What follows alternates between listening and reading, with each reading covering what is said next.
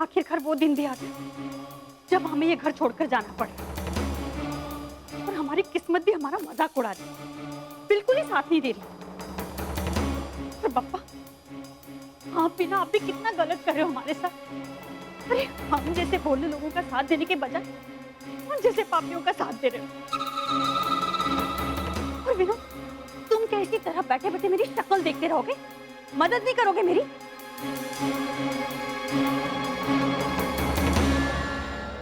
तुम दोनों यहाँ खड़ी होकर क्या कर रही हो? चलो जाओ, जाकर अपना सामान पैक करो। हम कहीं नहीं जाएंगे, हम यही आजी और अजोबा के साथ रहेंगे। अरे कहाँ जा रही हो? रुको रुको मुन्नी। हे पप्पा, अब मुझे ये दिन भी देखना रह गया कि मेरे बच्चे मेरे साथ जाने से इनकार कर रही हैं। देखो देखो रुचि पुन्नी, इस घर में रहने का ख्याल अपने दिल से निकाल दो, वरना मैं मार मार के ना तुम दोनों की टांगे तोड़ दूंगी।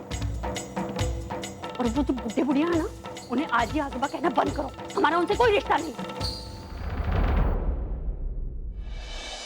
ये किसके पीछे जाकर छुपे हो तुम? अपने बाबा के? क्या समझती हो कि बाबा तुम्हें मुझसे बचा लेंगे? अरे बिल्कुल नहीं। वो इंसान अपने घर को नहीं बचा सकता, वो तुम दोनों को क्या बचाएगा?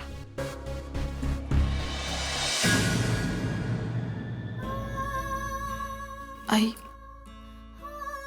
अब विनोद दादा और वहिनी तो अपनी सजा भुगतने ही वाले, और वो सही भी है।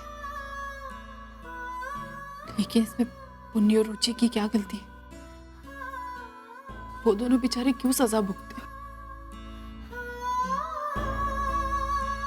मुझे ऐसा लगता है कि हम अगर पुन्नी और रुचि को हमारे साथ रख ले तो।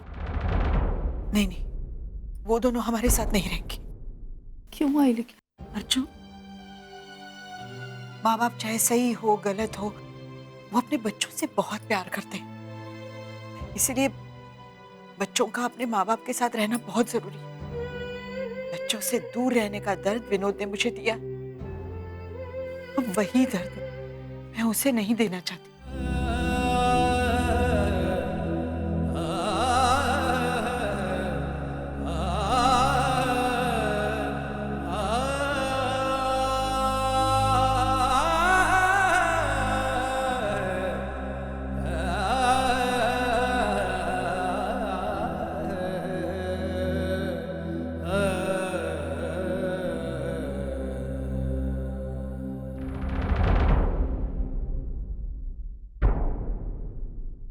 क्या हो गया फिर? अब यहाँ पर क्या खड़े हो इस तरह? अपनी और बेइज्जती कराने का इरादा है क्या? ये लोग तो ना सिर्फ तुम्हारे नाम के आई बाबा हैं। हमारा दुख देखकर एक बार पत्थर पसीज जाएगा, लेकिन इन लोगों का दिल नहीं। मैं एक मिनट के लिए भी यहाँ पर नहीं रुक सकती हूँ। सड़क पर रह लूंगी मैं, लेकिन इन लोगों के साथ यहाँ पर नहीं। कम से कम वहां पर नसीहत देने वाला तो कोई नहीं होगा।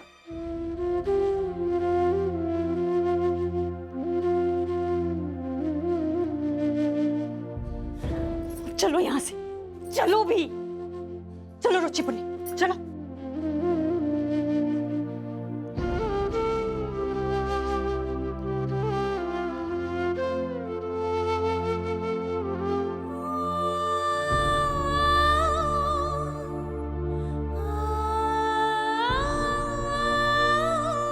क्या हुआ?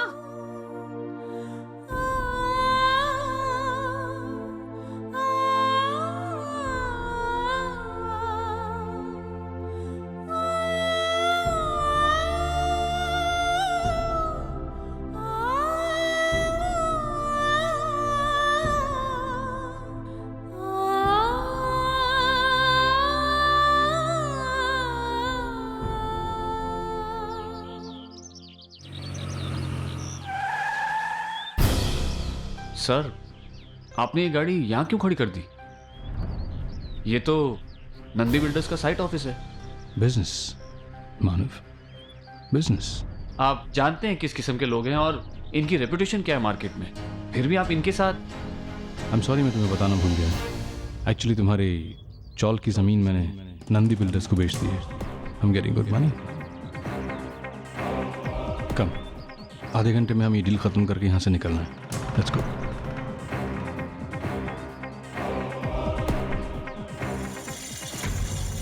कांग्रेचुलेशन डीके साहब, आपके लिए ये सौदा वाकई में बहुत फायदे में रहा। इतनी रकम हम आपको दे रहे हैं, इतनी तो मार्केट में शायद ही कोई बिल्डर आपको दे पाता। Am I right? Yes you are. इसीलिए तो मैं आपके साथ ये बिजनेस कर रहा हूँ। By the way, meet my associate Manav Deshmukh. अरे भाई, इन्हें कौन नहीं पहचानता। पिछले कुछ सालों से मार्केट में इन्हीं का तो बोलबाला है। और फिर भी हम सबका काम भी तो एक ही है। हाँ, तरीके अलग हो सकते हैं। हो सकते नहीं हैं। मेरे काम करने में और तुम्हारे काम करने के तरीके में जमीन आसमान का फर्क है। मैंने भी मुंबई की कई सारी चौलें खाली करवाई है, लेकिन कभी भी चौल वालों के साथ कोई अन्याय नहीं होने दी। लेकिन तुम लोग जिस तरह से डरा धमका कर उन लोगों से चालें खाली करवाते, उनका घर बार नीलाम करवाते, वो ये तो बिजनेस है मानव। मार्केट में सस्टेन करने के लिए ये सब करना पड़ता है। बिजनेस हमने भी किया है, लेकिन हमने कभी किसी गरीब की जान से खिलवाड़ नहीं किया। उनकी लाशों को दफना कर आलीशान टॉवर्स नहीं बनाए हम लोगों ने। तुम हम पर बेवजह इल्जाम लगा रहे हो मानव। बेवजह? आज तक तुम लोगों ने जितनी भी जमीनें खाली करवाई, उसमें या तो आग लग जाती है या तो खून खराब हो जाता है। तुम्हें क्या लगता है वो सब हम करवाते हैं? अरे ये तो किस्मत हमारा साथ नहीं देती, इसलिए ऐसी अनहोनी हो जाती है। अनहोनी एक बार, बार बार नहीं। सारी दुनिया जानती है तुम लोग किस नाजायज। सबूत? हमारे खिलाफ कोई सबूत है तुम्हारे पास? मिस्टर देशमुख, मुंबई भर की पुलिस मिलकर भी आज तक हमारे खिलाफ सबूत नहीं जुटा पाई, तो तुम्हारे पास सबूत कहाँ से होगा? अपनी ताकत और पहुंच का गलत फायदा उठा रहे हो तुम लोग। वो कहते हैं ना, जिसकी लाठी उसी की दुनिया। यही दुनिया की रीत है और हम तो इसके मुताबिक चलते हैं। कोई हमारे रास्ते में ना आए, इसी में उसकी भलाई है। वरना जो भी होगा भगवान मालिक है। क्यों डीके साहब? ये रहा आपका चेक। अब एग्रीमेंट साइन होने पर जमीन हमारी, ठीक है? मानव,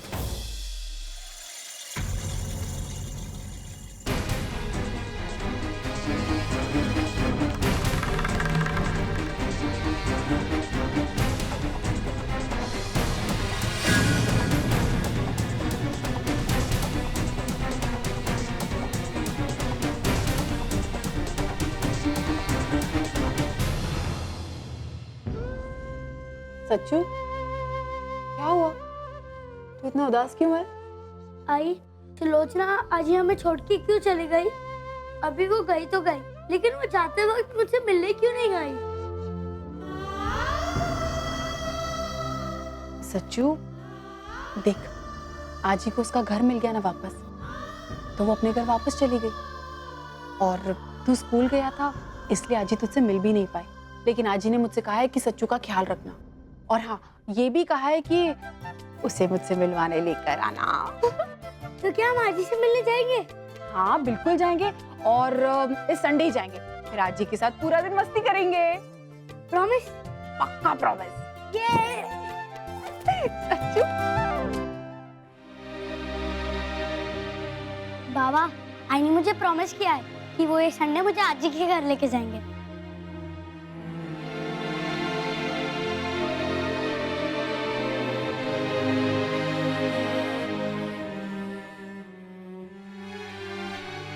मानव, हमारी हालत भी बिल्कुल सच्चू की तरह है। आई की बहुत याद आ रही, उसके बिना अच्छा ही नहीं लग रहा। लेकिन एक बात की खुशी कि मेरी आई को उसका घर वापस मिल गया। वो सब कुछ सिर्फ आपकी वजह से। थैंक यू, आपने सब कुछ ठीक कर दिया। मान, हमारा चौल अब ये वाली प्रॉब्लम भी अच्छे से सॉल्व हो जाएगी। मुझे पता है आप सब ठीक कर देंगे। चौल के सारे लोग अपने अपने घर में खुशी से रहेंगे।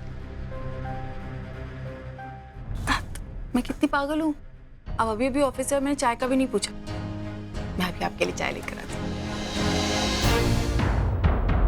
अर्चना, मैंने कुछ ठीक नहीं किया है। हमारी चौल अभी भी खतरे में है। बदकिस्मती से अब हमारी चौल की जमीन ऐसे लोगों के हाथों में गई है जो किसी को भी चैन से सोने नहीं देंगे। वो सबको बेघर कर देंगे। जब तक ये प्रोजेक्ट शुरू नहीं हुआ है तब तक तो ठीक है, लेकिन इस प्रोजेक्ट के शुरू होने के बाद इस चौल को बचाना नामुमकिन है। इसलिए इससे पहले कि नंदी बिल्डर्स इस प्रोजेक्ट में इन्वॉल्व हो, मुझे कुछ ना कुछ करना होगा। मैं इस तरह हाथ पे हाथ धरे नहीं बैठ सकता।